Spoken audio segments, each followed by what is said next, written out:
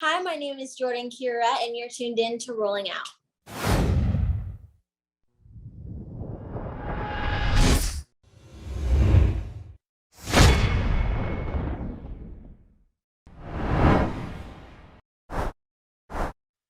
What's up, everybody? Welcome back. Welcome back. Welcome back to Rolling Out. Tonight, we have a very, very special guest in the building, all the way on the West Coast. We have Jordyn Curet. Jordyn, how are you doing tonight?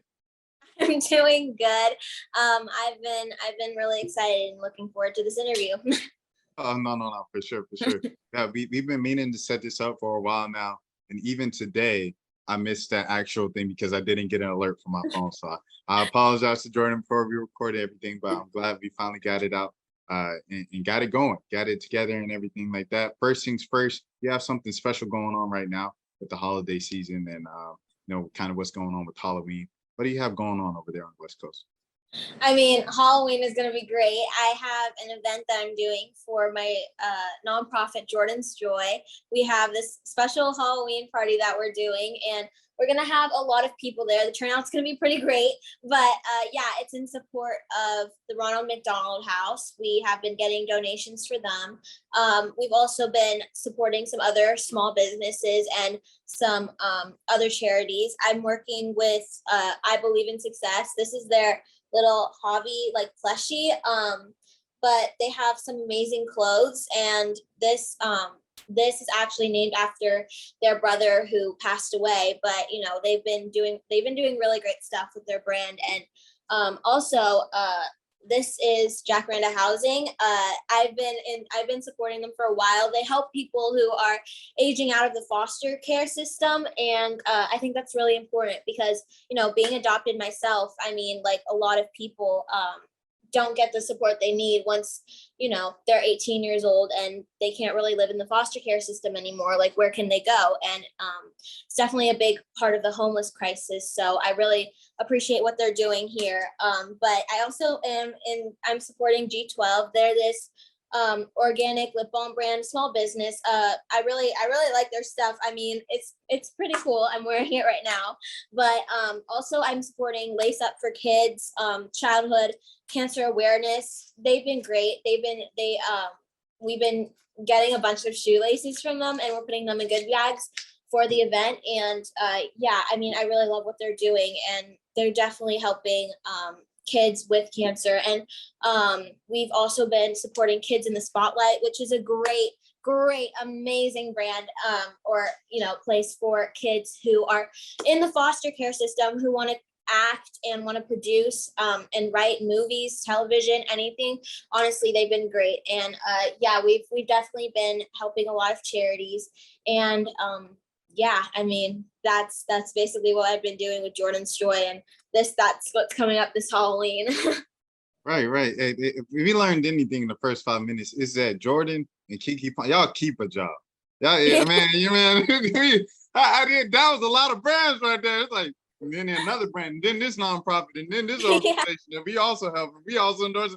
How do you handle that? You're young. How are you handling that right now? Are you getting enough rest? That's what I want to know, Jordyn. How are you holding up mentally? You got a lot of people depending on you. You got the nonprofit. You guys got this event. How are you holding up? How are you maintaining? I've been very busy, but I do have help from my parents. They're keeping me in check for sure. I have a whole team. I have my PR agency. I have a manager, and yeah, we've all been working together. I personally remember a lot of this stuff because I've known them for a bit. Jacaranda Housing. We're currently in the process of getting a house for them. We've been getting a house for them, and we're supporting them by doing that. And we've been having a lot of personal connections to them. Kids in the Spotlight, I've worked with for a bit. When I was 10, I worked on a film with them, and it was really great to meet everybody there. And I'm still good friends with people, with some of the foster kids who worked on that film. And Lace Up for Kids, they've been supporting me, and I've been supporting them for a while, also since I was like 10. So I definitely do remember a lot of stuff from past. And I think that I don't know, this is just what I love to do. And I think, like, if if I love to do it, it's easy for me to remember. So yeah. No, I heard it. I heard it. And I definitely respect that as well.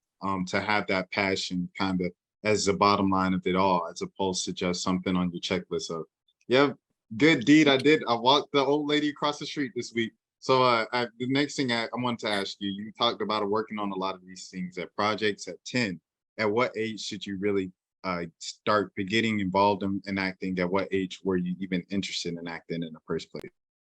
Yeah, I mean, I started getting interested in acting at around 5 to 6 years old. I mean, I did a lot of theater performances. I love singing since I was 2, so theater was definitely something that I loved to do when I was younger. But around 8 to 9, I wanted to do more, Disney Channel, Nickelodeon kind of stuff. So my mom helped me get into the acting industry, and I mean, I've been doing pretty well. I mean, I think I booked my first show when I was 7 years old. I did a Disney Channel guest star role with Olivia Rodrigo. And I think that was like pretty much like the moment I started really getting into acting. That was my breakout role for me personally, because I never booked anything like that before. I mean, I did a Target commercial, but I was honestly background, and like it was really crazy for me. I was starstruck the entire time, but that entire Disney Channel family was incredible to me, and I would honestly do anything to experience it for the first time again. But I think that was where my passion really like, happened.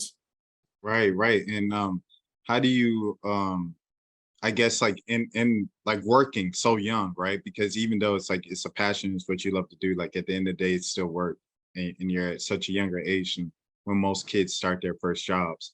How do you, just relax? How do you get that time away? Like you said earlier, your parents help you out a lot.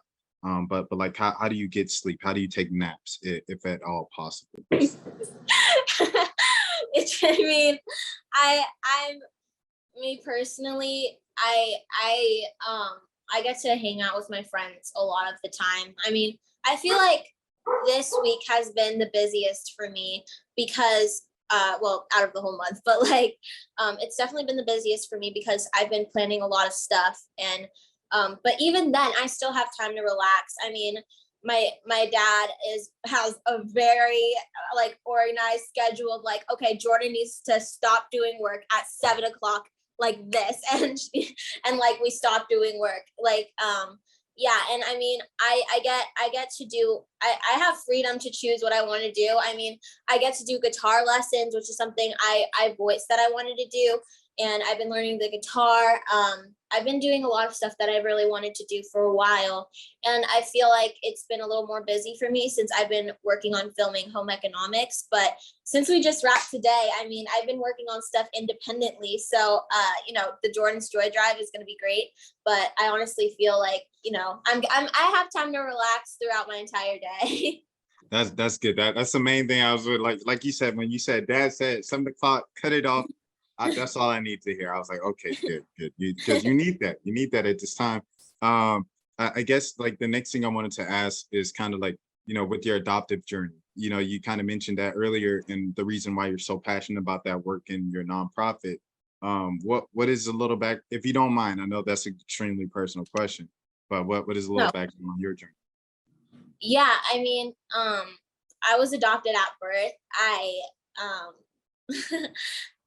I well, let me take a second. I I've been very passionate about my adoption story because I know that a lot of kids they aren't as lucky as me, and I definitely feel like it's something that I usually don't get emotional over, but like it's a bit hard sometimes because like a lot of kids aren't as lucky as me. I mean, the foster care system has been overwhelming these past years, and it's definitely been a struggle for a lot of people. But yeah, I mean, I'm very passionate about it because a lot of kids don't get the opportunity that I get, and it's something that I feel like a lot of people everyone deserves a home, and everyone deserves like a happy family, and I definitely think that I I always love supporting brands like Kids in the Spotlight and Jacaranda Housing, who have, given people a home and a light and somewhere to work off of. Because, I mean, I think that the foster care system could definitely be better than it is. I mean, not a lot of people are able to do stuff like Jacaranda Housing because it's expensive, and it's not you have to have a really good heart to do it. And I feel like a lot of people don't even a lot of people don't have the money or the time or the heart to do that. And I feel like that's something that's really big and a part of like people aging out of the foster care system. I know that a lot of people can't even work off of anything because a lot of people don't have the money to get into college and can't pay for their student loan or student they don't have the education for a scholarship, and it can be really difficult for a lot of people. And I honestly I haven't talked about it a lot like this, but it really makes me sad because everyone deserves a home and an education. And it's been really tough these past years with the pandemic and the whole economic it's all corrupt. Everything is crazy right now, but it's hard to get a home, and it's not as easy as a lot of people might put it. And it's hard work. And with people not having, first of all, not having a family, not having friends to support them, not having the proper education to get a job, and you have to work off of maybe like $2 an hour because like it's pretty crazy. I mean, yeah, I feel like it's very important for people to have the proper education and to have, especially people in the foster system. So I feel like that's why I've honestly been supporting them. But like, I was very lucky to be blessed with an amazing family that chose me, and I'm very lucky. I've been very lucky to not have to deal with all of that, because I wouldn't be here today without being this blessed. And honestly, I think that's like my adoption story. But I'm lucky to even have an adoption story, because this story might have been very different if anything was changed. Well, Jordyn, first things first, let me take off the journalist hat, the reporter hat, and put on the human hat, and let you know that you are doing an amazing job right now, right? Like, just it in the emotion, everything like that, that's just natural. And also, don't feel guilty. Don't feel guilty about where you are and how far and how successful you become in your life. And just because someone else in your same position, because all of us, every single person that's in some place at life, it's the same way. They were 2 steps away from being in another place. They were 2 steps away from being in this place. So don't feel guilty for your journey. Well, what you're doing is what everybody needs to do in their respective fields and their respective walks of life. If you make it to a certain place, it's your point, it's your goal, it's your mission to go ahead and give back to the people who were in the community where you came from, who faced the challenges you faced. So that's exactly what you're doing. And for that, we salute you. That's the reason why we're bringing you on. One of the reasons why we're bringing you on and highlighting some of the work you're doing. It's amazing. You know what I'm saying? So I just wanted to say that first. Second, is mom or dad by you? My mom is by me. Come on. Tell her get in the frame and give you a big old hug, man. Come on, mama. Oh no, I'm crying here. There we go. Come on, mom. Good. Good. You're making good, that one good. a hard one. I'm back I here. know.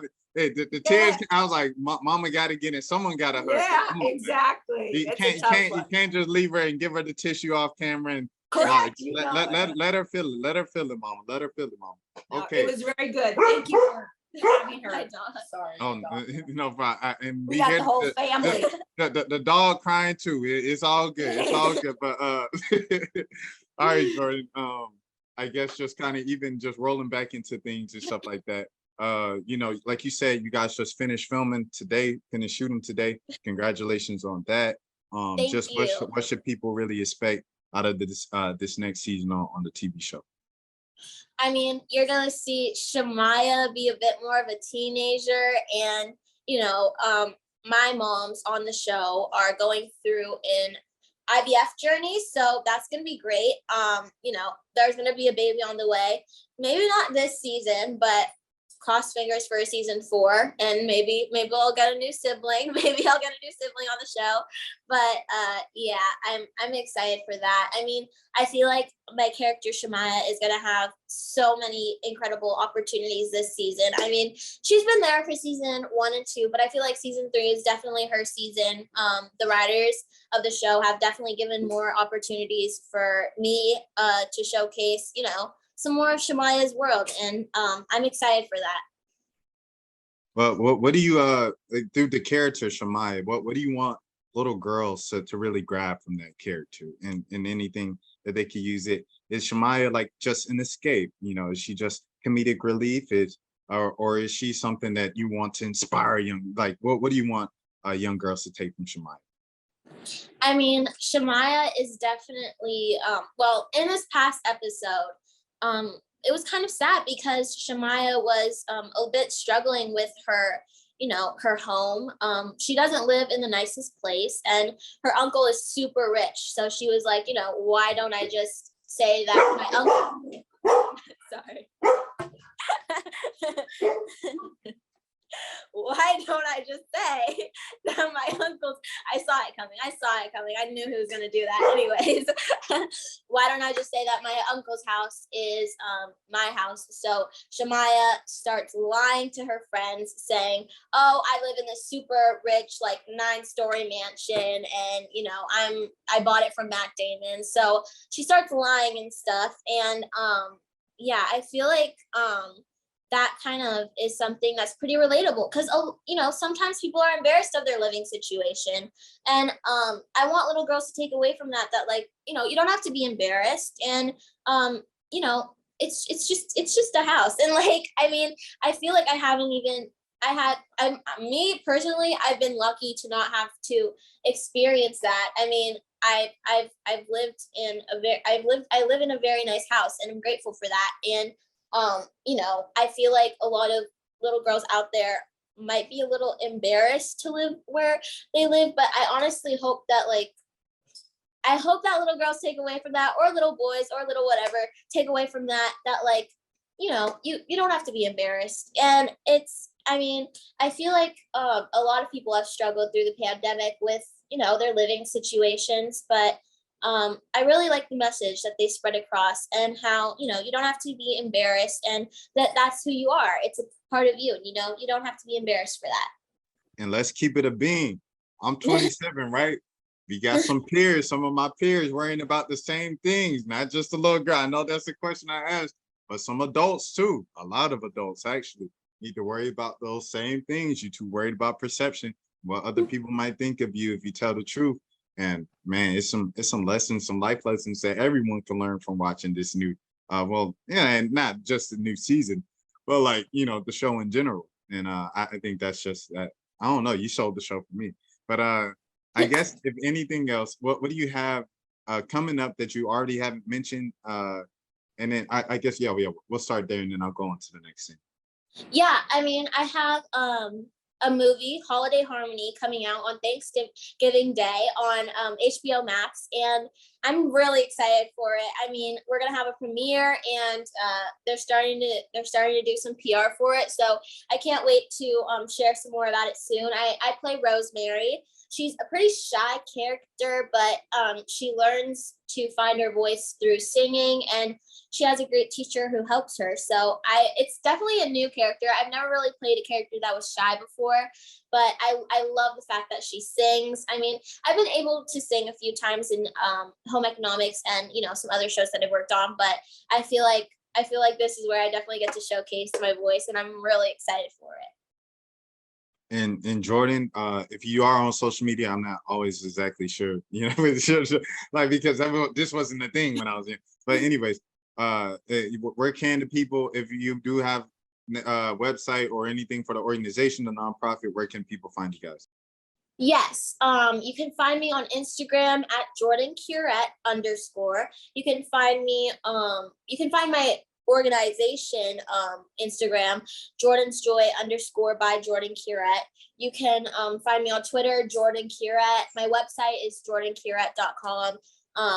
And you can find all my other social medias on there too. And yeah, just some links to some stuff. If you want to support my Jordyn's Joy donation drive, or if you want to support Jordyn's Joy, you can go to the Jordyn's Joy. You can go to the Jordyn's Joy Instagram or my website, and you can find more information about it over there. All right, Jordyn. Well, I appreciate the time so much today. We finally got it set up, and you know, I think you inspired a lot of people of all ages today. So, you know, wait, hold on, I got a hat. Hats off to you for that one. Hats off to Mom as well. Salute to everybody for rolling out. Until next time, you all take care of yourselves. I'm Rashad Milligan. Be easy.